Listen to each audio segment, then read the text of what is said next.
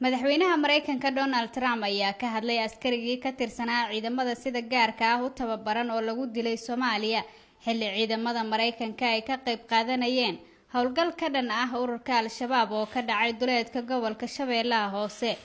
Donald Trump ayaa sheegay in askarigaasi uu dhintay isagoo gudanaya waajibaadkiisa qaran, waxaana uu tacsi u diray eheladii iyo dhammaan qoyskii uu ka geeriyooday.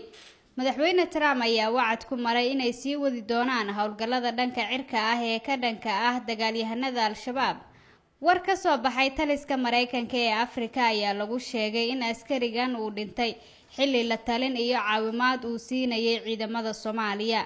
askarigan ayaa noqonaya askarigii ugu horeeyay ee lagu dilo Soomaaliya tan iyo sanadkii 1994 xilligaas oo ilaa iyo 18 askari lagu dilay magaalada Muqdisho. bil ka hor Mareykanka ayaa tiro ciidamo ah u diray Soomaaliya si ay u taageeraan ciidamada AMISOM iyo kuwa Soomaaliya. warar laga helay degmada Afgooye ayaa sheegay in diyaaradaha qumaatiga u kaca ay duqeeyeen saldhigyo Al-Shabaab ay ku lahaayeen deegaanka Mubaarak. wariye ka tirsan telefishinka CNN oo uga soo waranta Pentagon-ka ayaa barteeda Twitter-ka ku soo qortay in askari ka tirsan Mareykanka uu ku dhintay halka laba kalena ay ku dhaawacmeen howlgal ka dhacay meel 40 kiiloomitir galbeed kaga beegan magaalada Muqdisho.